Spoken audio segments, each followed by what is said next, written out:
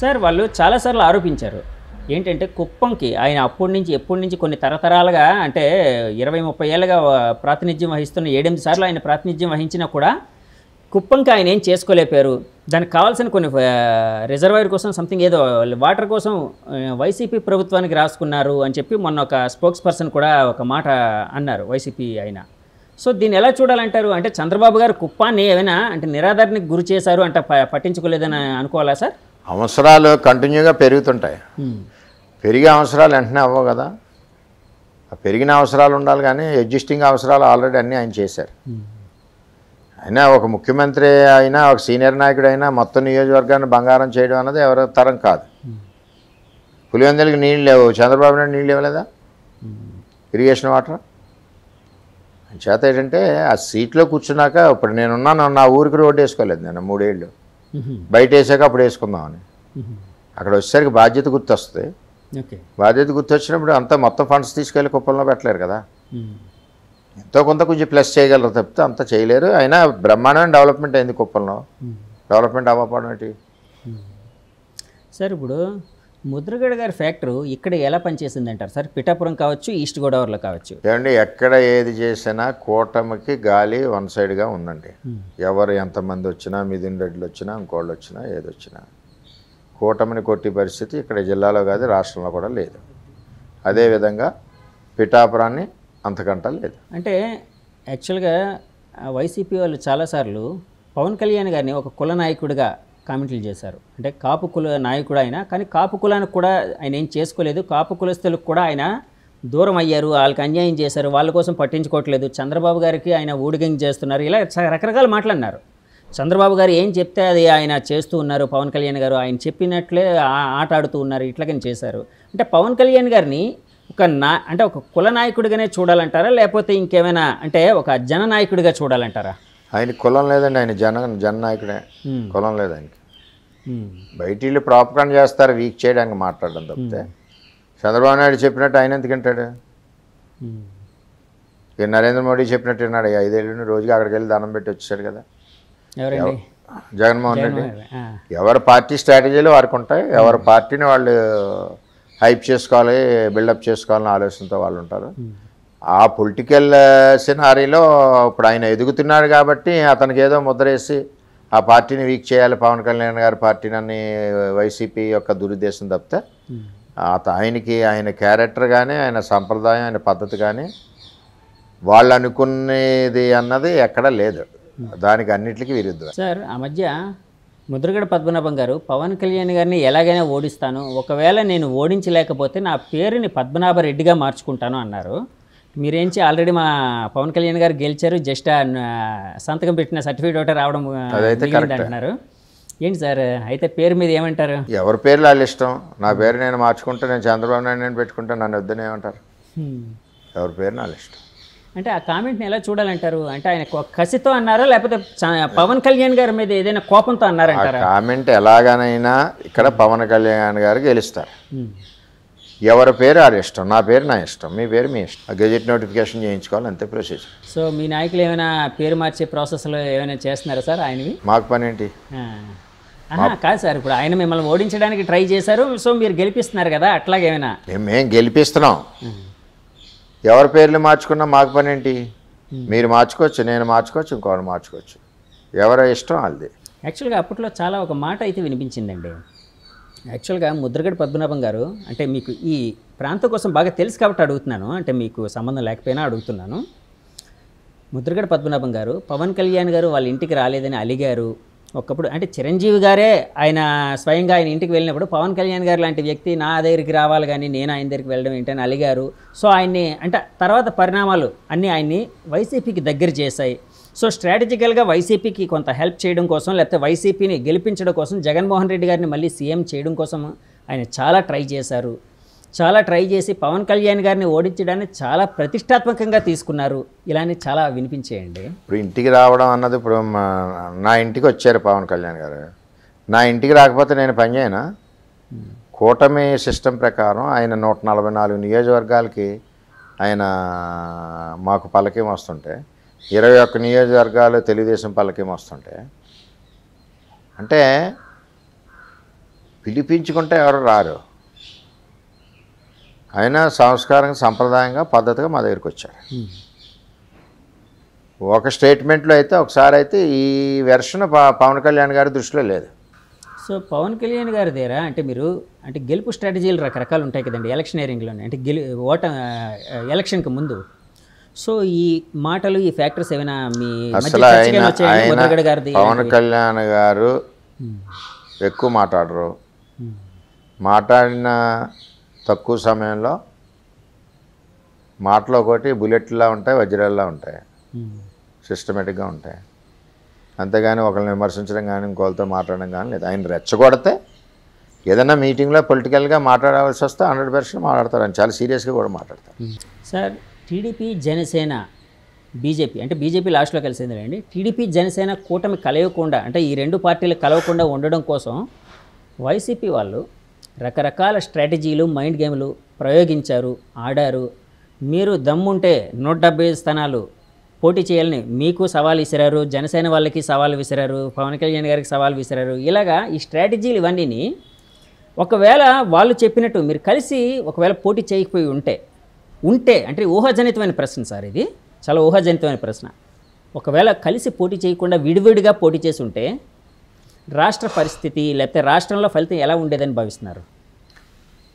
విడిగా పోటీ చేసే ఆలోచన కంటే ఒక దుర్మార్గుని రాక్షసుని ఎదుర్కోవాలనుకున్నప్పుడు 4 మంచి వాళ్ళు కలుస్తారు. 3 మంచి వ్యక్తులు కలిశారు. కలకపోవడం అన్నది కుదరదు. ఇప్పుడు కలిసి తీరవలసిందే. కలకపోతే వీళ్ళు కూడా ఎవరు కలవకపోయినా వాళ్ళ అకౌంట్ ప్రజల దృష్టిలో బ్యాడ్ అకౌంట్ అయిపోద్ది. అంచేత దాన్నే మనం పట్టించుకోక్కర్లేదు. ఏదైతే 175 దమ్ముంటే పోటీ చేయండి ఆడేవాడండి చెప్పడానికి నాకు ఆకలిస్తా అన్నం తింటాను, నేను లేకపోతే మానేస్తాను, నువ్వు ఆ రోజు 10 సార్లు తినంటే నేను తింటానా? ఎవరి పార్టీ యొక్క భవిష్యత్తు, ఎవరి పార్టీ యొక్క నిర్ణయం ఆ పార్టీ అధ్యక్షుడి నిర్ణయం తీసుకుంటాడు. అది పవన్ కళ్యాణ్ గారు అటు తీసుకుంటారు, ఇటు చంద్రబాబు నాయుడు గారు తీసుకుంటారు. ఇంకోటి ఎవడో చెప్పడానికి ఆడు చెప్పాలనుకున్నప్పుడు జగన్మోహన్ రెడ్డి మన జనసేన కండువా వేసుకుని అన్న జాయిన్ అవ్వాలా, తెలుగుదేశం పార్టీ కండువా వేసుకుని అన్న పార్టీలో జాయిన్ అయ్యి పార్టీ ప్లాట్ఫామ్ మీద దెబ్బలాడాలి.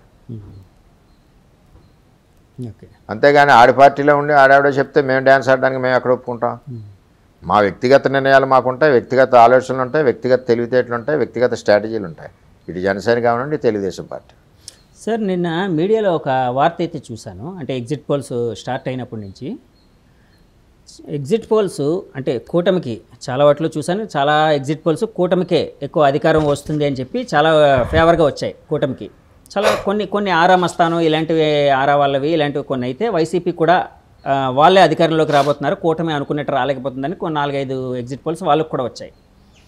యాక్చువల్గా నాకు ఇక్కడ బాగా వినిపించిన మాట ఏంటంటే ఎగ్జిట్ పోల్స్ టీడీపీకి కూటమికి ఫేవర్గా రావడానికి కారణం చంద్రబాబు గారి జైలు ఉదంతం.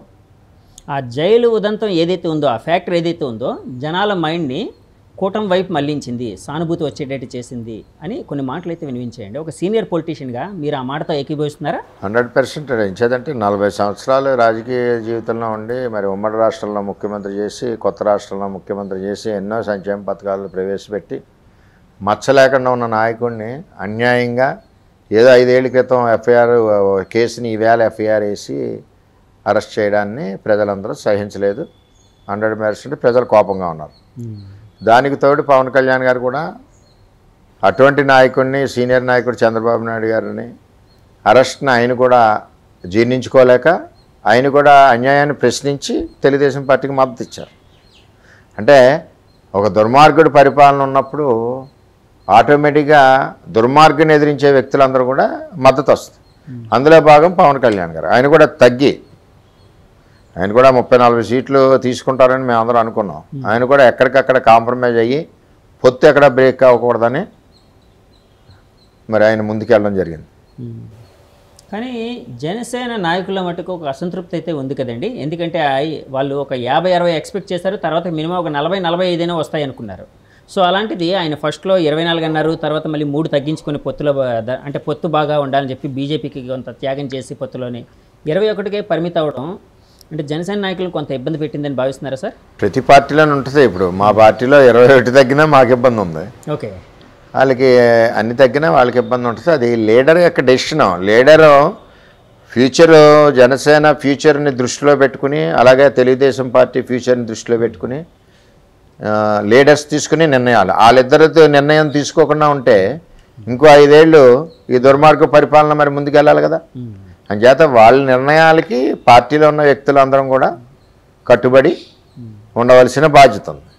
ఇబ్బందులు ఏమన్నా ఏ పార్టీ ప్రెసిడెంట్తో ఆ పార్టీ ఇన్ఛార్జీలు అవ్వచ్చు, దెబ్బలాడచ్చు, మాట్లాడచ్చు.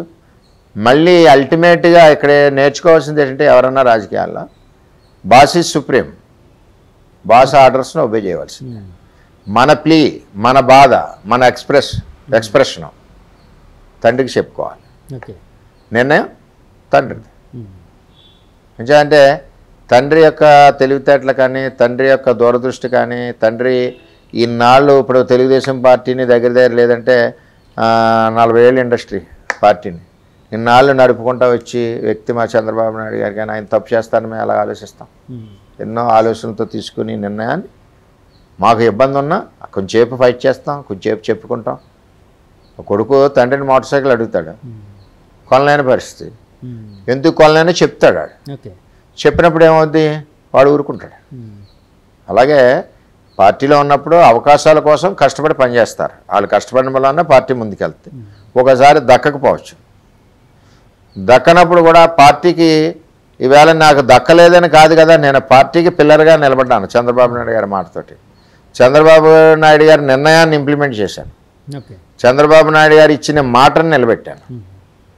నాకు అది తృప్తి ఉంది, చాలు నాకు. అది మిగిలిన విషయాలు అంటారా, అది వాళ్ళ ఇష్టం. సార్, ఈ మధ్య వంగా గీత గారు ఈఎస్ఐ హాస్పిటల్కి సంబంధించిన కొన్ని ఉద్యోగాల్ని, అంటే టెంపరీ ఉద్యోగాలు ఏంటో నాకైతే ఐడియా లేదు, పర్మనెంట్ ఉద్యోగాలు, వాటిని అమ్ముకున్నారు అని చెప్పి మీరు ఒక కామెంట్, అంటే ఒక ప్రెస్ మీట్లోని ఒక ఆరోపణ అయితే చేశారు.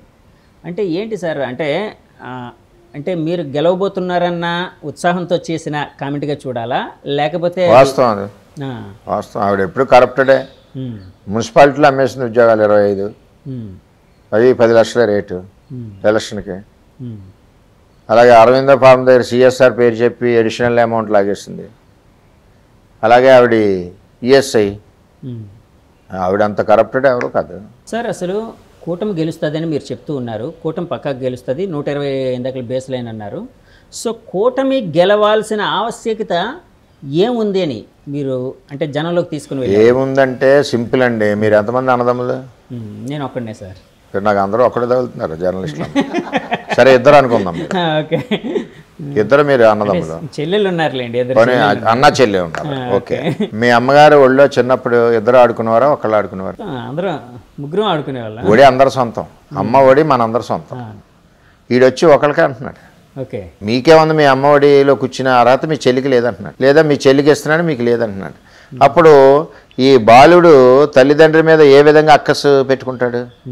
నా అక్క చదువుకుంటుంది, నా చెల్లి చదువుకుంటుంది, నాకమ్మ చదవడానికి ఆడు డబ్బులు ఇవ్వలేదని అమ్మ ఒడిని ఎడగొట్టాడు. అమ్మ ఒడి ఒకరికే సొంతం, ఇద్దరికి కాదన్నాడు. అటువంటిది చంద్రబాబు పవన్ కళ్యాణ్ గారు ఏం చేశారంటే, అమ్మ ఒడి అన్నది అందరి పిల్లల సొంతం. ఆ ఆప్యాయత, ప్రేమ, ఆ అనురాగం అంతా అమ్మ ఒడిలో ఉంటుంది చిన్నప్పుడు. సో అమ్మ ఒడిని విడగొట్టి అమ్మ ప్రేమను కూడా విడగొట్టారని ఆరోపణ సార్. అది చంద్రబాబు పవన్ అమ్మ ఒడి అందరి పిల్లలది. అమ్మ అందరి పిల్లల్ని సమానంగా చూస్తుంది. అందుకనే తల్లికి వందనం. 15,000 ఎంతమంది చదువుకుంటే ఆ ఒళ్ళో ఎంతమంది పిల్లలు చదువుకుంటారో అంతమందికి 15,000. ఓకే, నువ్వేమిచ్చావు? ఒకరిని ఎడగొట్టావు. చేయూత 45 ఏళ్ళు అంటే 45 ఏళ్ళ వరకు ఇవిడికి బెంజ్కార్లు తిరుగుతుంది ఆవిడ. అప్పటి నుంచి పూరే కదా, బీపీఎల్ కింద ఉంది ఆవిడ. 45 ఏళ్ళు ఒకసారి పేదవాళ్ళు ఎలాగ బెంజ్లో తిరుగుతుంది ఇప్పటి వరకు. ఆ తారతమ్యం ఒకసారి 45 ఇస్తున్నారు. కూతురు వస్తుంది 5,000 ఎట్టిపోతుంది, కోళ్ళు వస్తుంది 5,000 ఎట్టిపోతుంది, భర్త 5,000 ఎట్టిపోతాడు. నువ్వేమిచ్చావు? ఇంకా చేయూత చేతికి ఊతలేదు. అంచేత ఆడబిడ్డనిదని 18 ఏళ్ళ నుంచి 59 ఏళ్ళ వరకు ఇచ్చారు. ఇలాగే అన్ని కార్యక్రమాలు. సూపర్ 6 అన్నది బాగా కిందకి వెళ్ళింది. మంచినీళ్ళు వాటర్ స్కీమ్ పథకం, అలాగే డిఎస్ఏ, అలాగే మరి రైతుకి 20,000, ఇవన్నీ కూడా ఇద్దరు కూడా మంచి ఆలోచనతో తీసుకున్నారు చంద్రబాబు నాయుడు గారు, పవన్ కళ్యాణ్ గారు. అది కూడా దట్టు సర్టిఫికేట్ మీద ఇద్దరు సంతకాలు పెట్టి ప్రజలకు ఇచ్చారు, నమ్మకం కలిగించారు. సార్ చాలాసార్లు మీరు కానీ మీ నాయకులు కానీ, అంటే చాలామంది టీడీపీ నాయకులు, కూటమి నాయకులు ఆరోపించేది ఏంటంటే జగన్ గారి గవర్నమెంట్లో వెల్ఫేర్ ఏదో నడుస్తుంది, సరే వెల్ఫేర్కి సంబంధించి మీకు కొంత అభ్యంతరాలు ఇప్పుడు చెప్పినట్టు అభ్యంతరాలు కూడా ఉన్నాయి, కాదంటలేదు, కానీ డెవలప్మెంట్ జరగట్లేదని ప్రతిసారి చెప్తూ వచ్చారు. సో ఇదే మాటని నేను కొంతమంది వైసీపీ నాయకులను ఇంటర్వ్యూ చేసినప్పుడు అడిగినప్పుడు వాళ్ళు అసలు డెవలప్మెంట్ అంటే ఏంటి, డెవలప్మెంట్ అంటే ఇప్పుడు అన్ని రకాల అంటే జనానికి కావాల్సినవన్నీ ఇస్తున్నాం, అది డెవలప్మెంట్ కాదా? జనం అంటే ఎలాంటి మధ్యవర్తులు లేకుండా జనంకే ప్రతి లబ్ధిదారుడికి ఆ లబ్ధి వెళ్ళేటట్టు చేస్తున్నాం, అది డెవలప్మెంట్ కాదా? డెవలప్మెంట్ అంటే ఓన్లీ రోడ్లు వేయడం ఇదేనా అని అడుగుతూ ఉన్నారు. ఆ కామెంట్ని ఏ విధంగా చూస్తారు? అది మూర్ఖత్వం అంటాను. ఎంత ఎకానమీ నష్టం వస్తుంది? ఒక బండి 60 కిలోమీటర్ స్పీడ్లో రోడ్డు మీద వెళ్ళేది చంద్రబాబు పరిపాలనలో, ఒక 50 కిలోమీటర్ల డిస్టెన్స్ ఎంతసేపు 1 అవర్లో వెళ్ళేది. ఈవేళ అదే వెహికల్ 1 లీటర్తో వెళ్ళేది. 2 లీటర్లు పెట్రోల్ పోస్తే 50 కిలోమీటర్లు 4 గంటలు వెళ్తుంది. ఎంత ఆర్థికంగా ఇబ్బంది వస్తుంది, ఎంత నష్టపోతున్నాడు పెట్రోల్. ఇవన్నీ చూసుకుంటుంటే ఒకవైపు డెవలప్మెంట్ మోడ్ ఉండాలి, ఒకవైపు సంక్షేమం ఉండాలి, ఒకవైపు ఇండస్ట్రీ రావాలి, ఎంప్లాయ్మెంట్ ఇది అవ్వాలి. సోమరితనం ఉండకుండా మనం స్కీమ్స్ ఇవ్వాలి, ఆ విధంగా వెళ్ళాలి తప్పితే ప్రతిదానికి స్కీములో ఇచ్చినప్పుడు కరెక్ట్గా ఎలిజిబిలిటీ ఎవరున్నారో ఎలిజిబిలిటీ వాళ్ళకి ఇచ్చుకోవాలి, ఇచ్చుకుని ముందుకు తీసుకెళ్ళాలి.